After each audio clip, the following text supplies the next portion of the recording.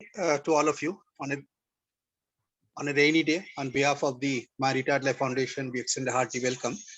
And today we are in for the another exciting health talk by one of our close patrons, Dr. Prem.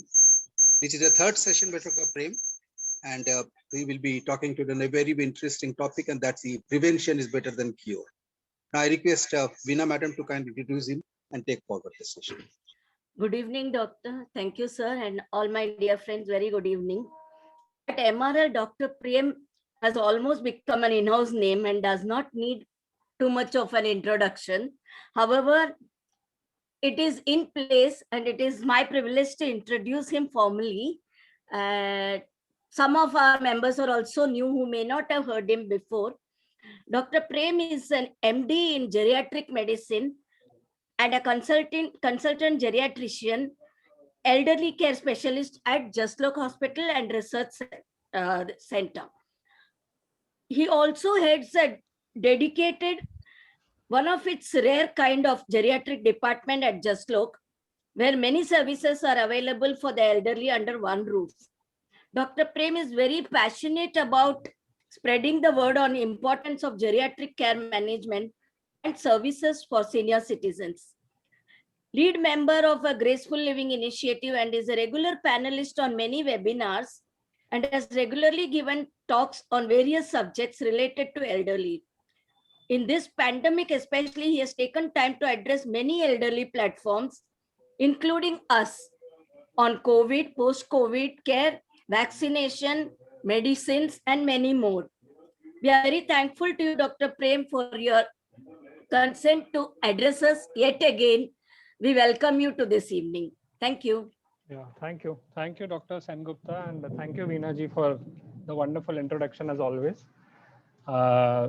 It's been a while since I have seen all of you, and the seasons have changed, but COVID hasn't. It's pretty much raining in Bombay, and it's pretty, I can say, if the word chilly is not usually used in Bombay because Bombay doesn't seem to have a winter, but yeah. And today I think I mean, you must have just heard it's nice and thundering outside, so might be a good time for some bhajias and tea, I'm sure. Maybe most of you might take it in some time. Uh, so I think most important in life is to live. To live long, you need to battle disease. And when we battle disease, we need to prevent it from happening. So that's why today's session is something known as prevention is better than cure, and it is what medicine stands for. I mean, we might always think as a layman that we as doctors always educate treatment. We don't actually. We want to prevent the diseases, and prevention somehow is always neglected. But when you try to prevent yourself and still you end up having diseases, then of course you have to get in touch with the doctor and things will happen. So why so much talk about prevention? A very important preventive measure which made a lot of, I can say, sound noise during this particular pandemic was vaccination. So vaccination is very much a part of being a preventive measure in trying to protect your body from a disease which was very much unknown, still very much unknown, developing. So and it helps in boosting your immunity. So it's basically a preventive measure. So that's why prevention is better than cure, but there are various facets in which you need to prevent the disease. So it can be divided into a lot of ways. Uh, so if you see some basic facts, you always want to prevent an illness rather than treat it, purely because there are some factors which you have which are not in your control, of course. One is age, one is gender. If you have family history of certain diseases, you can't really change your history. As they say, you cannot, and I mean, it's a quote which will stands always, you always have your family, you can choose your friends. So uh, if you have diseases in your family, you can't really change that. You need to prevent yourself from getting that. And steps like what to do, steps like screening yourself, healthy lifestyle always helps, and making small changes in your life which will make help, especially in an older person, to be more active and independent as you get older. And screening for common diseases, I think, is very, very important. Now, not every older adult will need all the tests, but there are certain basic things we always want to do. One is the chances of developing blood pressure as you grow older is pretty high. So you need to keep making sure that you keep checking your blood pressure. The reason being that can be a risk factor for an impending stroke or a heart attack. So at least nowadays, of course, you must be having digital blood pressure machines at home, but it's always better to check it with your healthcare provider once in a while. Another thing which really matters a lot and which helps you in developing a very good prevention against most diseases is your weight. I think the weight plays a very important role. Obesity actually increases, obesity, overweight increases a lot of issues. One is the heart disease, one is chances of stroke, chances of diabetes. Excess weight, remember, as you age, your bones are only going to get more brittle, your joints are only going to get more weaker. So the more weight the joints have to sustain, the more there is a chance of osteoarthritis. So the joint space reducing. So that is another risk factor. Then you need to reduce your weight in as you grow older. I am very much a bit of, you can say, concerned if you lose too much weight too soon. So that is something which is always a concern. But you should have an adequate amount of weight, if not too high, because let me tell you, an increase in weight leads to uncontrolled things, especially in your sugars, especially in your blood pressure. And then you shouldn't reach a point where it becomes difficult or almost impossible to lose weight. Imagine yourself or anybody having a severe osteoarthritis of the knee, very painful. You are not able to walk.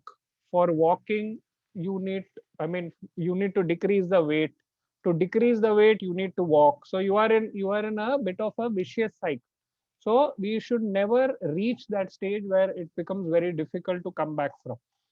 Then vision. I think one of the most important things which we keep, I mean, we keep talking about is vision. I mean, not even being in the dark for some time and not able to see things can be really frightening.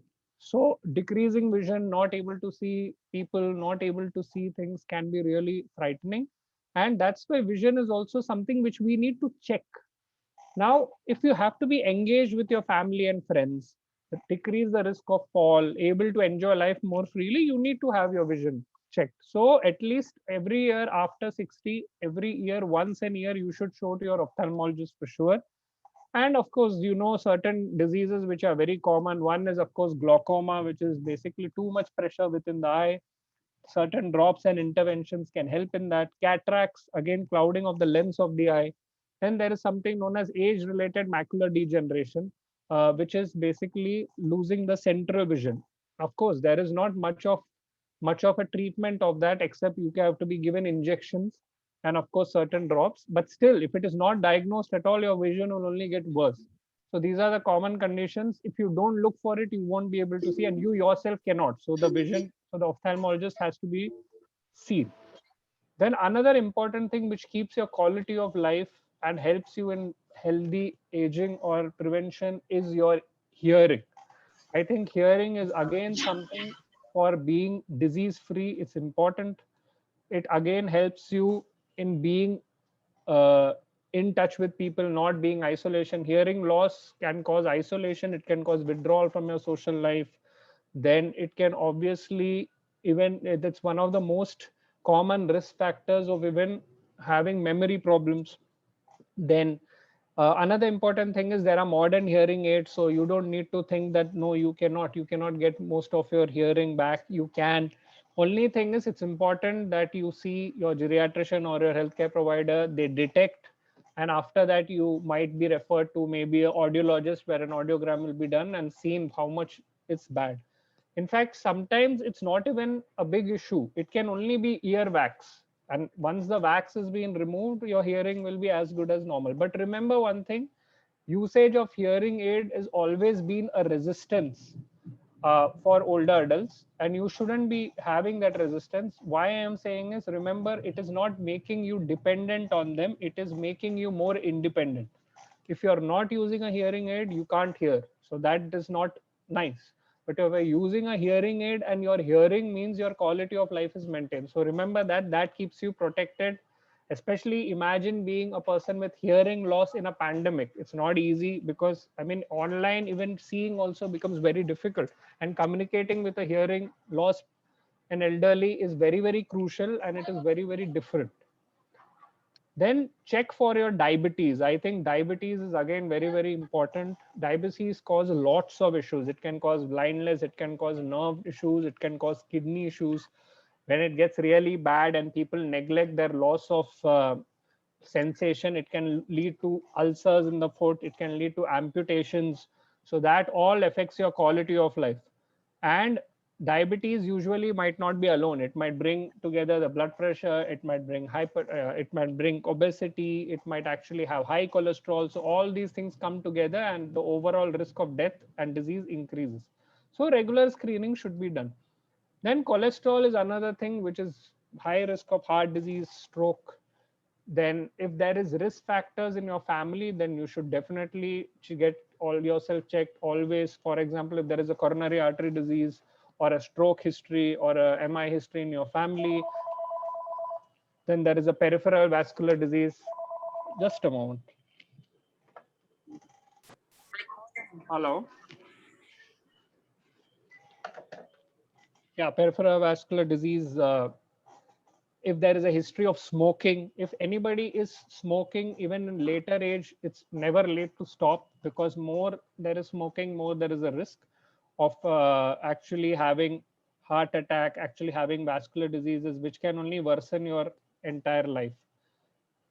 Then very important is bone health. I think osteoporosis, which we call as your bone density, if it is bad, then it can lead to severe fractures. We tend to only discover bad bones after a fall, whereas I would always recommend everybody to get a bone mineral density and a vitamin D and at least supplement yourself before, because it's always, I mean, nobody wants to fall, have a fracture, and then discover their bone health was bad. Then another thing is, which is very important, is depression. Why depression is quite common in older adults, very much unrecognized, because there is a real myth that it might be a part of normal aging. No, depression as a mental health disorder is never a part of normal aging. All older adults are not depressed. Then it can be the beauty and you can say the problem at the same time of depression is that it can mimic any disease. If a person has tuberculosis, he will have loss of weight, loss of appetite, not feeling good. If a person has depression, it might be the same. In an older adult who's an introvert and gets depressed, that is even more difficult.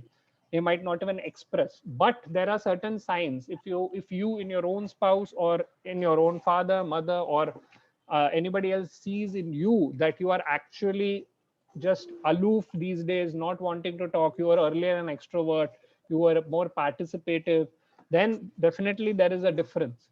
So it's always better that the reason depression should be discovered is because it is treatable, and treatment could be through medications, it could be through counseling, or it could be through both. So I would always say that if you have any negative thoughts, if you are feeling low, try to maintain a diary, try to write it down, try to discuss it with, whether it's your spouse, whether it's your children, whether it's your brother, sister, whoever it is, or it is your psychologist or doctor, whoever you feel you can let your emotions out, because bottling up emotions never help, and that can only come out very late as full blown depression. Then another thing, of course, is alcohol use. I think alcohol use as you grow older is harmful anyways, purely because your liver is much older. Your body's propensity to digest alcohol also becomes difficult. It's always a risk factor for diseases of the tummy, that is the stomach, your liver, pancreas, and also dementia. So it should not be really regular, like having 7 drinks a week or having a drink 2 to 3 drinks every day. If occasionally you are having, that shouldn't be a problem.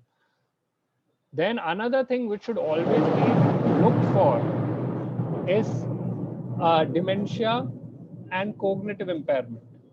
As you grow older, a bit of memory can be affected, but if you're actually losing your memory, then you need to sort of check it. So if you don't check your memory frequently, then you will not be able to know. So if you have any doubt, you should express it. And we usually as geriatricians ask the question about memory and test you for memory so that we are able to know whether you are actually having a memory loss or not. Now, another important thing which is very crucial is, as you grow older, the chances of cancer is also a lot.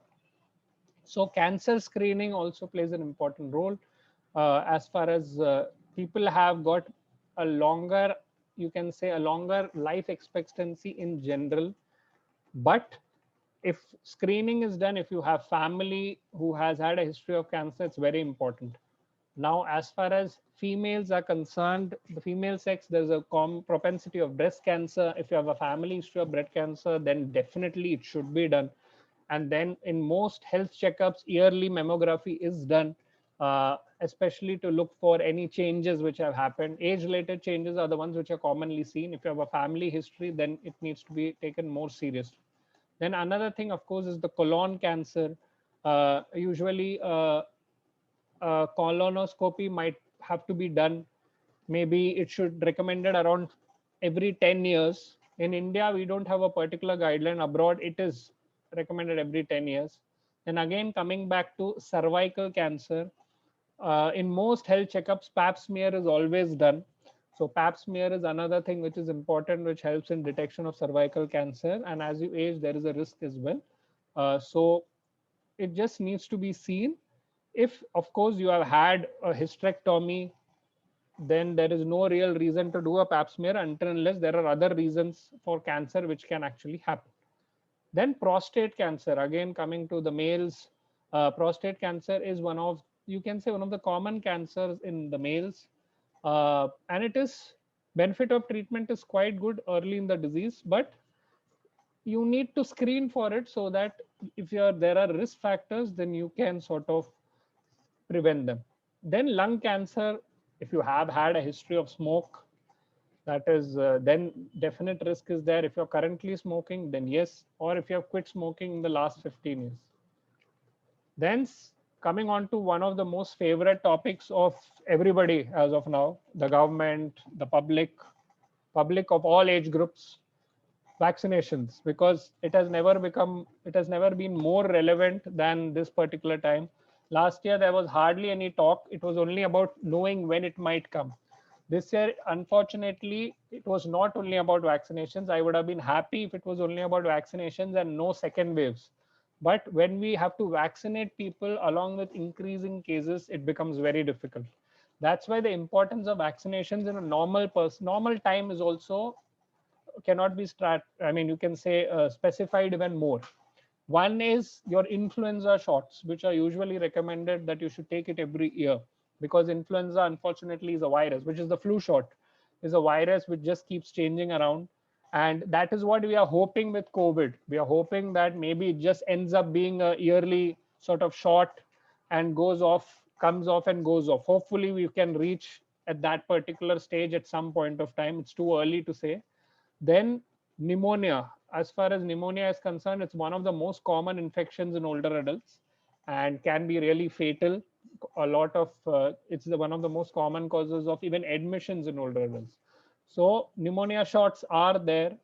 So those are also supposed to be taken. They are recommended very much. There are two types, of course.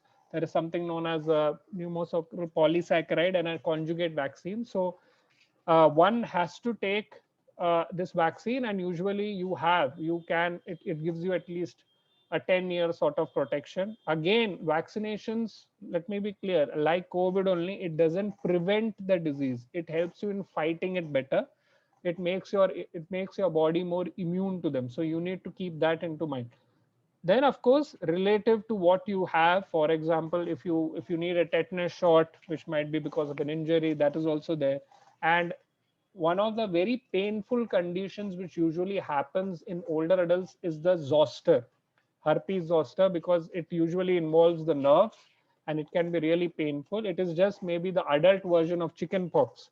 Uh, so that can be really painful. So, and it can happen in the face, it can happen in the nerves, it can happen in the body. And usually the pneumonia which is caused by zoster can be really dangerous. However, we are still trying to get the vaccination. Unfortunately, in India, there is no vaccination schedule for older adults yet. We are hoping that at some point of time we will be able to create one, because vaccination is as important in a younger person as in an older adult. Now, as far as this is, of course, about a lot of things which you can do, but more than that, how do you take care of yourself? I think that is most important in preventing disease. Lifestyle, I think lifestyle and management is very important. Stay healthy by eliminating the risk factors. So quit smoking. I mean, if you're still smoking, it's not never too late. Always try to set a date for your last cigarette. Try to replace it, maybe try to replace it with the patch. And take talk to your healthcare provider. They will obviously help you in the same. Avoid being with people who might tempt you to smoke. And yeah, tend you to smoke. And after quitting, maybe switch to anything else like coffee. If you have any craving, just chew the gum or hard candy. So there has to be some way that you actually overcome that. Then increase your physical activity. I think I have mentioned it before also. In the COVID times, we have realized the importance of physical activity. And sitting is the new smoking. So sitting idle is not good. And because a lot of older adults who were fit unfortunately could not go out, and when they started going out, unfortunately then the second wave happened. So the thing is, you have to be physically fit even in these times. And ideally 150 minutes of, you can say, moderate intensity activity is needed in each week. So if you're going to do it in 5 days a week, then 30 minutes, or try to do at least 10 minutes, maybe spread throughout the week multiple times. But make sure that as you go ahead, you are able to increase it. Do not go aggressively the first time. You might just lose interest and not do it. Also, muscle strengthening is important. If you have done weights before, yes, do not try anything without help. Then other things are also important, like you have to understand whether your medical conditions will be allowing you to do those activities. Then balance exercises are important. Things like Tai Chi. If you have fallen or fear of fall, then it's very important. You might or might not need a physiotherapist to help you out.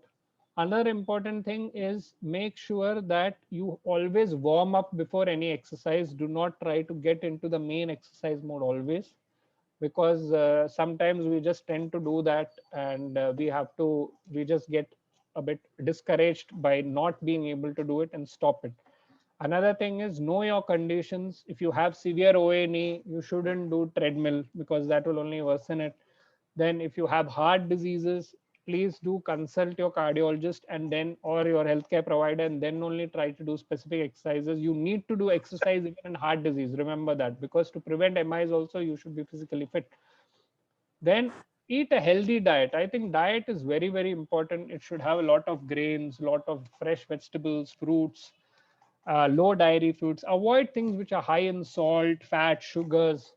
I mean, most people hate doctors for this because we exclude everything which is tasty. But unfortunately, everything which is tempting and tasty has got high salt, it's got high sugars, and it has got things which are, and they are processed. For example, they are not necessarily fresh. So another thing which is very important is older adults. It's not only about providing a diet, it is about thinking the factors which might affect. I can give you all the best diet in the world only to realize you don't have teeth. So having teeth, whether you're actually even comfortable with your teeth, whether they are your own or whether they are dentures, are you comfortable in that? Are you able to chew the food? Do you have any swallowing problems? That is important. Lack of appetite, is it because of medications or is it because of your current health problems? So that is also very important for me. Then of course, if you need to lose weight, specifically if you're obese, then in that case we might actually have to sort of make a diet plan, maybe get the help from the nutritionist as well. Then of course, limit the alcohol use. Do not take a lot, because alcohol can cause affect your balance. If you have too much, it can also cause urinary incontinence, which again There have been instances where older adults have fell in their own urine. So that can sort of lead to falls as well. Then always take steps to prevent any kind of accidental injury. That's why I think evaluating everybody for fall risk is important. Evaluating your balance, walking ability, speed, your blood pressure, whether it's different in different positions. Uh, then vision and hearing should be checked. Check your medications always. See a physical therapist if needed. Very important that your home visit happens and your home hazards are avoided. Whether your toilet height is good for you, whether you have any grab rails, whether you are taking bath standing, or do you have any vertigo when you actually lie down, when I actually go bend down and you have an issue, or you should never suddenly get up from the lying down position if you have any spondylosis or vertigo history. So those things also matter a lot. Then hazards in home should be avoided. Don't have too much of clutter. Don't have too much of, you can say, uh, carpets, loose wires. I mean, marble is always nice, but it can be very difficult for older adults because it can be very slippery. Remember, choose your footwear properly.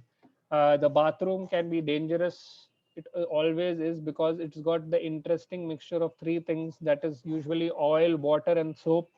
And keeping it dry is always good for prevention of falls.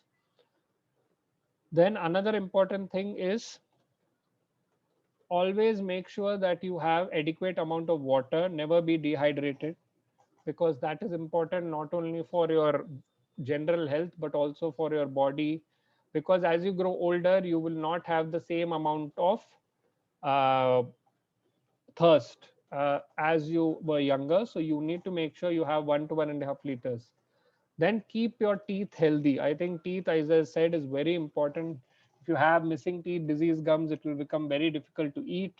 It will lead to malnourishment and ultimately a lot of other things. Many older adults have dry mouth also because of medications or lack of hydration. So that can also cause an issue. Then take care of your skin always. That can be done by, of course, maybe taking adequate amount of water, putting oils, whichever oils you're comfortable with, then using moisturizers, taking healthy fresh fruits, foods which can be good for the skin. Another thing which is very important is have your medications in hand, in which you are able to sort of connect which medication might be interacting with what and causing the side effects, because medications can be notorious, which I have told you in my different previous lectures as well. Another important thing which is very important, I think, for prevention is trying to have a good sleep. I think sleep is often not given that much importance, but sleep is very, very important. It helps you in refreshing your memory. It helps you in making you more alert. So you should have try to make sure you set your mood in sleep. It should be a dark room. You need to just maybe not eat very heavy food in the night. That is something I would not recommend. If you have heavy food, then the sleep is mostly affected. Then try to, another thing that you need to gauge is maybe don't drink too much of water, especially after 6 p.m. Very limited intake, because the more water you take, the more there is a chance of urination, and then your sleep will be sort of affected. Then do not, at least make sure that 2 to 3 hours before you are going to sleep, you have eaten. And it shouldn't, there's the gap between sleeping and eating should not be very close. Then another thing is gastritis is very common. So preventing gastritis can be only done if you take your food at the right time and not delay in the food intake. The more the interval between the food, the more there's a chance of gastritis. Then make sure that you know which medications you're taking. Sometimes it's not always that the older adult knows that the medications, they are just given the medications by others. Now, because we are still in the era of COVID, I think prevention is very, very important. So keep wearing your mask. The mask, of course, these days double masking has been recommended more, especially when you go out. Wear your cloth mask, but on top of that, try to wear your 3-ply masks as well. Then if you're going into the hospital, most hospitals are giving the N95, which you will not be very comfortable normally because you don't normally wear it. Then another important thing is please keep sanitizing your hands. That is not changed. If you're vaccinated or not, that doesn't change. And thirdly, maintain your social distancing. Remember, social distancing does not mean that you can be having a get together of only 6 to 7 people and not maintaining distance between yourself. So that is not social. That is violating social distancing. Then another very important thing is if somebody is still not been vaccinated, try to get yourself vaccinated, purely because as of now, it is one way of protecting yourself, building your immunity.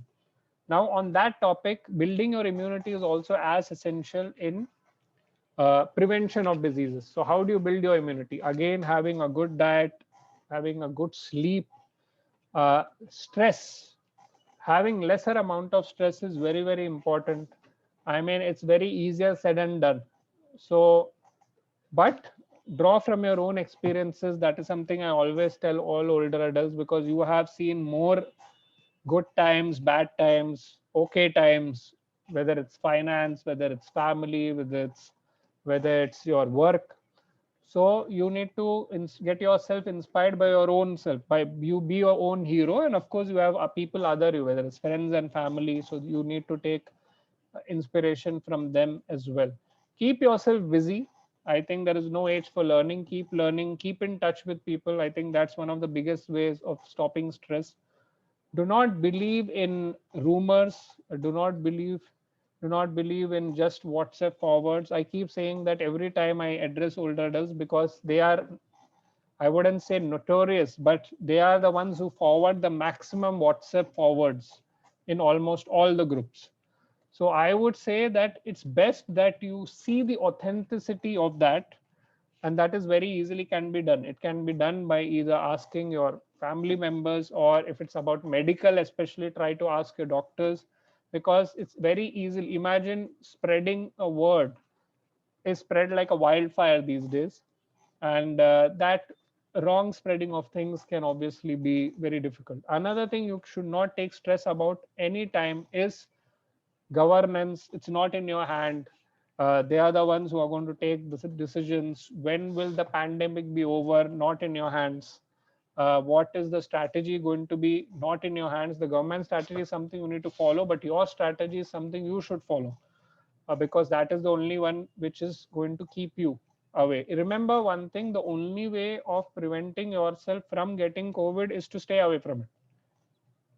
And another thing is, if you get it, then older adults are recovering out of it. So don't feel that if you get it, it's the end of the world. Yes, it can cause severe fatigue. There are a lot of issues with post-COVID syndromes as well, but people do recover. So that is a positive aspect of it.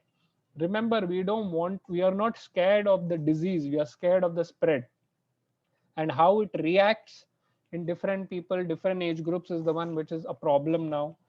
People are saying it might actually affect the children next. Already children have started getting affected, and we as older adults have this tendency of not only worrying about us, we also worry about our children, and we also worried about our grandchildren. So the stress level can only increase for us. But remember one thing: you need to take care of yourself, keep yourself busy, make sure everybody is following precautions. Most importantly, take care of your health. That's why prevention is most important. Take care of your health, take care of your diseases if you have them. Control of those diseases are most important to keep you away from any disease. Forget COVID is going to be gone at some point of time. People still die of cancer, heart attacks, tuberculosis, pneumonias more than actually COVID. But COVID is quite life threatening as of now, not to be taken lightly. Remember, if you're healthy, you will be always be staying away from it. If you're not healthy, then the risk will always be there.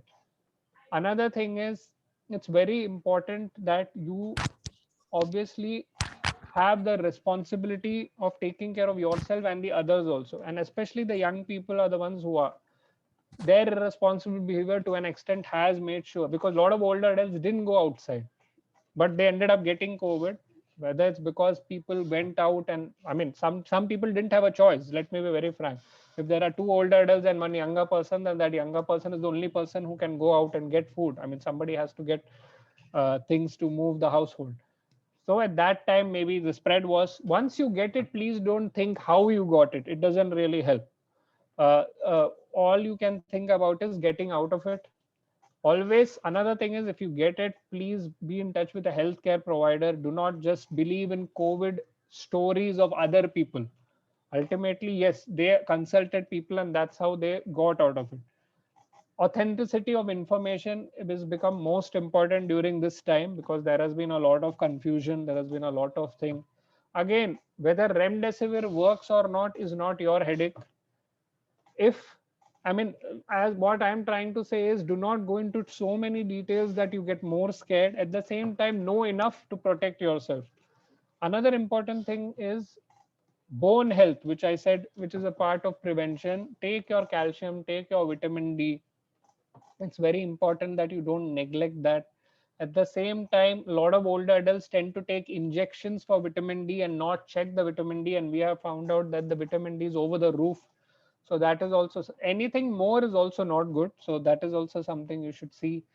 If you have anything which you see in yourself or others that you know of memory loss, always step forward, consult your doctor and try to get yourself checked, because earlier the detection of even memory loss, the better quality of life you can have. Never neglect things like urinary incontinence, because that is something which is very easily neglected, because there is a bit of a social taboo in which a person is not always comfortable in saying, no, I do not have control on my own urine. But it is very important that you express it, because it also can be treatable. It could just be a urinary infection. A lot of older females actually have urinary incontinence because of coughing and sneezing. So that again can be taken care through exercise. So all things can be prevented. Why I'm stressing all these things are, we don't seek prevention. Sometimes our tendency is only to go into treatment. For example, drugs are not all. If you feel that, no, my heart attack happened for somebody 10 years ago and I have not have a heart attack for last 10 years, it's not only because you have been on those medicines, it's because you have taken lifestyle changes also. So I am sure that will also happen. So no disease is cured only with drugs. We always keep thinking there is always a combination of the drugs, but at the same time, it's your lifestyle, what you eat, whether you exercise or not, your habits, which matter a lot. Remember, the battle of health in an older adult is, you want to be independent. Whether you're independent or not is defined by your health. The more healthy you are, the more independent you will be. The less healthy you are, the more dependent you will be. Certain factors obviously are very important. Your social support, that is also important for your preventive part. I mean, I can say whatever, everything, but ultimately you live alone, you don't have anybody to talk to, then isolation is not something which will help your health. Because if you have multiple diseases, you take drugs, you might question yourself, who am I living for? And you might just sort of even stop taking those drugs. That is again, so that is also very important. Then things like home. You have severe ONE, and you live on the first floor, but there is no lift. That just rules you out of going out completely. You might not go out at all because you don't want to use the stairs. If you have a lift, then it changes everything. So small things matter a lot. Then again, I would want to stress that assistive devices, whether they are in the form of a walker, whether they are in the form of a hearing aid, whether they are in the form of specs, they only improve your quality of life. They do not make you dependent. So try to take that so that you can improve your life. That will help you in preventing things getting more worse, rather than you thinking, no, I am dependent on it. Of course, with age, things will change. What we are battling here is an aging body and disease. So that's where we should always think that aging is something we should do gracefully. The only way you can do it is by preventing of disease rather than curing. So I would say thanks a lot for your patient hearing. If you have any questions, comments, I'm more than ready to answer. Thank you. Hello, I want to just share something with you. Sure. Hello, I'm Mr. Farmahan. I'll just put my video. Hello, I'm Mr. Farmahan. I want to share. You have talked about that one should not try to take before sleep 2-3 hours before. But I heard other doctors also saying that try to take water in the before going to the bed, because many times the strokes are happening in the early morning. Now, by taking water, you are likely to get up during the midnight, and you will go to the toilet. Probably that has been suggested by somebody that maybe taking a little lukewarm water, I mean, taking just quantity so that you go only once or twice only, not more time, regular time. Another is the slowness in the life as your age advances, because we have been trying to do the things in a very hurry. Everywhere there is a rat race going on. So slowness is one of the, well, doing things slowly takes your battle, half the battle is won, you see. Another thing I want to share is use of unused part. You see, for example, if you are right-hander, try to use do the thing with the left hand, because it helps in two ways. One is it will share the load of your hand. Another is you, in case of any fall or fracture or any injury, you will be able to do the thing more comfortably compared to me. Thank you. That's what I wanted to share. That. Yeah, just to Do you have add any to it, comments? Yeah. I totally agree to him in the sense that you should always challenge yourself. If you're a right-hander, try to do things with your left hand. It another thing I would want to add is it not only helps in support, it actually improves your memory and your brain as well, because your brain gets tuned. Yeah. The brain is an organ which gets bored very easily. So you can't keep doing the same things. Then another thing is why I say learning in an older adult is very important. If you compare an older adult, give a task to an older adult and a younger person. An older adult, the younger person will just want to finish the task and will be done. The older adult might take 7 days more, but it will be more organized. That's the difference between youth and experience. And that's why we say the combination should be youth plus experience. The experience of the older adult can be shared along with the technological development of or whatever new skills that the younger person can bring on the table. And this has been tried also in a lot of places. That's why the young and old should miss. That's why there is something known as intergenerational bonding, which you must have heard of. That is very, very important, because that is both beneficial in both. I would say if somebody is a grandchild, has spent a lot of time with their grandparents, I think those are the best days for the grandchild, because they are a lot of life experiences which they share, stories they share. And it is very important for the memory also on either side, because these are good memories which are built up for the child, and at the same time the older adult is reminiscing, which is always one of the best ways of living life, because there are good times, bad times, but when you reminisce, you are able to sort of give yourself a challenge. Another thing, as far as, because he's brought up the right hand and left hand thing, is the memory part. I think you need to do something, learn a new skill, or try to basically learn a new language. It could be new games, it could be anything, but try to give yourself a challenge, because that will only improve your brain strength. There is something known as neuroplasticity. So the brain makes new connections if you try to give it more challenge. If you don't give it challenges, again, the challenge should not be something which is so easy that the brain will just sort of get the hang of it. Try to give yourself a task which you will obviously will help. So just adding on to that, if anybody else has questions and comments, more than ready. I have a question, Yeah, ma'am. Doctor. Can herpes be prevented?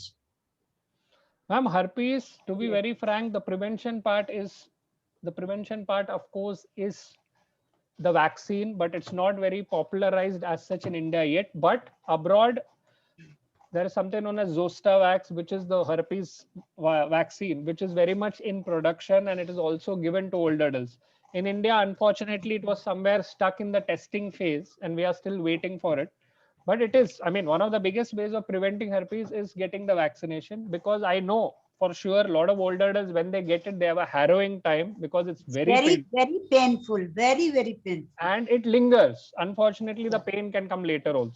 So that is something which is sort of problematic. Yeah. Thank you, Dr. Doctor. Ji, can I ask you one question? Sure. I'm Miruna. Can AMD be prevented? Age-related macular degeneration, can that be prevented? Again, I would say it doesn't happen for everybody, but preventing that from a young age is difficult because it is age-related macular degeneration. So it only happens as people get older. But what happens is there are certain tablets, there are injections, of course, which help in preserving the vision to a great extent. If it is detected earlier, then a treatment when started well in time always helps. But ARMD usually is not always preventable. Okay, thank you. Doctor, is herpes and shingles same? I couldn't hear you. Is herpes and shingles the same? Yeah, it's the same. Okay, very painful. Yeah. Yeah, it is very Okay, painful. thank you. But should we take any medicine for that or just leave it? My internet is gone.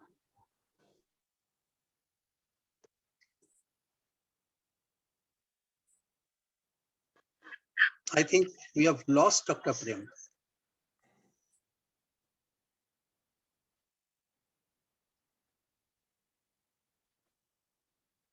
Dr. Prem, you have to unmute yourself. Yeah.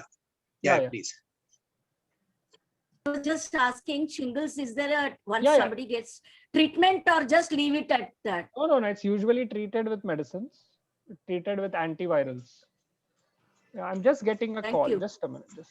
Yeah, we know you're very busy.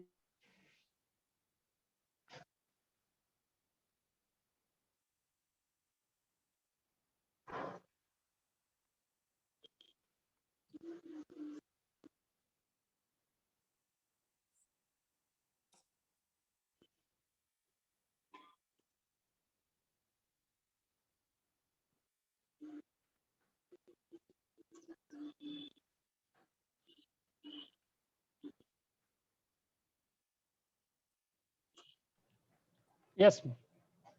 Hello, doctor. Yeah. Ask you something. Yeah, sure. How to overcome a sleep disorder? Because that's one thing I'm I'm lacking. Otherwise, I'm quite healthy. There's no problem at all. But nowadays, I'm not getting sleep, like disturbed sleep too much. See, to be very frank, to specific to you, I will have to know more information. But in general, sleep disorders, yes, there are certain ways, of course. One is don't have too much of caffeine in the night. No, I don't take. Then, of course, preventing alcohol in general in the night is good. I don't take alcohol. No. I'm not talking specific to you. I'm talking in general. Then heavy food, preventing not taking a lot of spicy food. Then you have to see whenever you try to sleep, there is also has to be some kind of mood for it.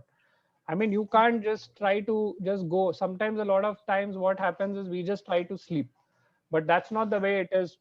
If you're not getting sleep, whether it helps in listening to certain songs. By songs, I mean more of meditative, to set your mood for sleeping. Then, of course, the light should always be dull. And of course, try to maybe a lot of times, maybe drinking milk also helps. A lot of people take bath before sleeping. It can work both ways. A lukewarm water usually is what is recommended. A lot of people get more activated, a lot of people sleep.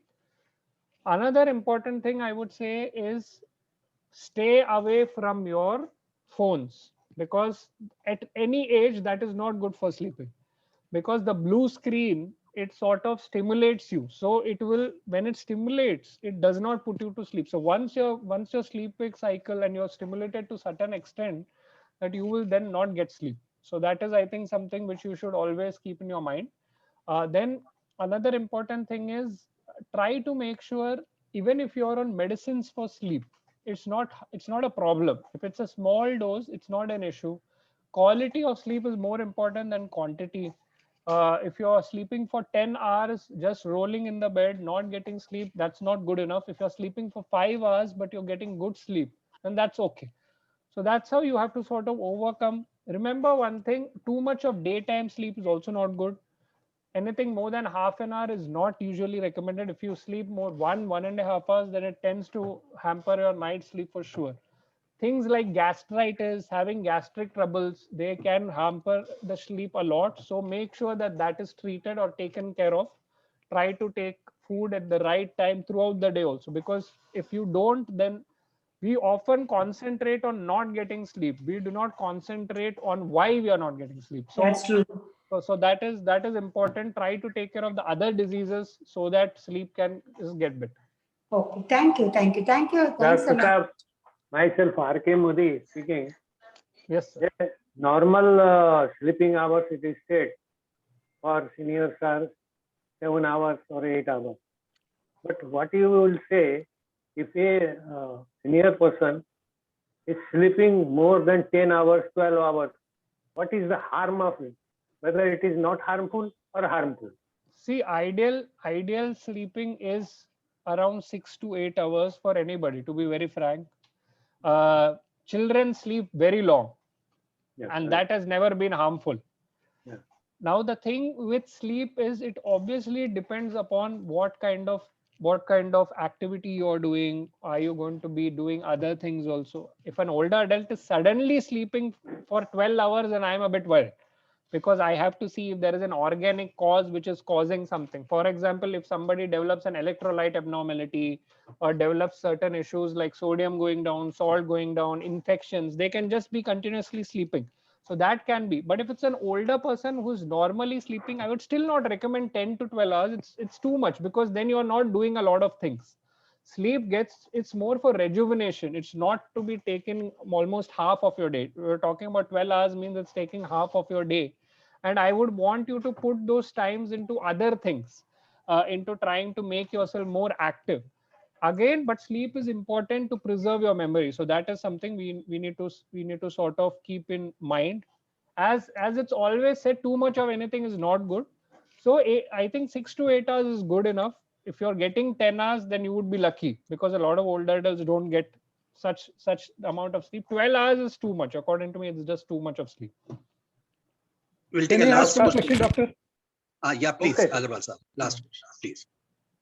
I just want to know if itching on the back and accompanied or unaccompanied by fungus, and the same itching on the scalp, which troubles actually during nights much more, can this be totally prevented?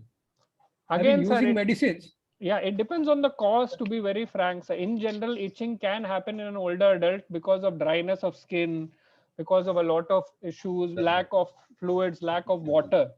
But I would say specifically, if you ask me, then it's very difficult for me to say that it can completely be treated or not. If it's because of a fungus, then you have to put antifungals. It will not be Yes. cured without that. But if it is purely because of your skin going dry, you have to make sure that you drink adequate amount of water, use oils, and also use lotions to keep that moisture. Because as you grow older, the skin glands, they tend to reduce. So the, as we call, jo nami jisko kehte hain, that becomes very less, and we make it worse. That's why we say that you shouldn't just take bath literally sort of using the soap or ragad ke nahana jisko hum kehte hain. You shouldn't put a lot of force, because whatever amount of moisture is there, even that will go. So always make sure you are using soaps also which are not very strong on your skin, and try to take your time in slowly taking bath rather than making sure that all the moisture producing glands are also lost. Can the liver trouble be affecting the skin itching? So to be very frank, sir, almost all body organs problematic can be seen in the skin, because skin is, yeah, to be very frank, even the kidney Thank you. failure, there are changes which are seen in the skin. So I would say, if you ask me specifically, I cannot say the itching is because of that, but itching can also be cause of cancer. We have had patients who only came with itching, and then we examined them, it came out to be cancer, but they presented only with itching. But that doesn't mean itching is the cause. The cancer can be accompanied with itching also. So I wouldn't say that yes, it's because of one. We have to see the cause. I mean, you cannot say that it's because of just one thing or another. Thank you very much. Hello, doctor. How can we prevent the Alzheimer's old age disease? I wouldn't brand it only as an old age disease because it's not. Younger onset Alzheimer is very common. People in their 50s are also getting it. In fact, the youngest person to get is even in the 40s, people have discovered having Alzheimer's. Now, to prevent it is to be very, very organized in your life as far as your memory is concerned. If you have any memory problems, try to get in touch with your doctor, try to get yourself tested. Take care of your minor memory issues, not neglect them. Try to be more organized by what I would say writing things, making a journal. We always, when we were younger, we were going to school, we were doing, or we were all writing things, repeating things. That used to be the memory aids. So try to do that.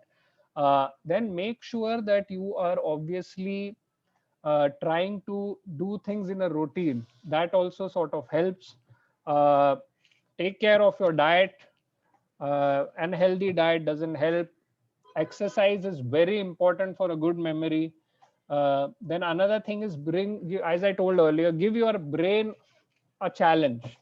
Exercise doesn't mean only physical exercise. You should also have mental exercise, whether it is doing puzzles, playing Scrabble, playing Sudoku, or whether it's actually singing, or whatever gives you that mental satisfaction. That's very important. Again, as Sir had told earlier, please give yourself a challenge, whether it's a new skill, it's a new hobby, pursue it.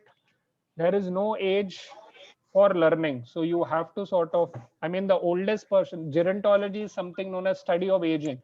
And somebody from Tata Institute in Bombay actually finished that course at 76. So there is no real age of learning. So keep learning. I think that's the beauty of life. And it could be anything. It could be anything you like. I'm not saying it is for exams. It is or a degree. It can be photography. It can be gardening. All these things which require skills, crafts, storytelling, reading the Bhagavad Gita, or the Quran, or even the Bible, trying to spread the word, trying to make it fascinating. So things like that obviously help. Write. If you're a writer, that is very good. But don't keep emotions to yourself. Mental health is very important. Try to express. I think that's one of the very important things. Take care of the correctables. If you're having hearing loss, make it right. If you're having vision loss, make it right. If you have thyroid issues, make it right, because these are all reversible causes. So I think, to be frank, these are an overall broad view on how to try to prevent Alzheimer's. And don't make sure, if you have memory loss, do not think it's Alzheimer's. Not every memory loss is Alzheimer's. It's the dreaded one, but not every. That's why we don't tell every memory loss is dementia, because we call it cognitive impairment. So that is basically memory loss or forgetfulness. Okay, thank you, Doctor. Thank you. So I think we had a wonderful session. Yeah. Dr. Prem, as usual, you gave a lot of insight into what we should do in order to help ourselves. Thank you very, Thank you very very much. much. And look Thank you, forward Doctor. to once Thank again you, the Doctor. session. Thank you. Thank Thank you, Doctor. Thank you, Doctor. It was a wonderful session. Thank you, Doctor. Thank you, Doctor. Thank you. Thank you, doctor. Thanks. Thank you very much, sir. Thank you. God bless. Thank you, Dr. Prem.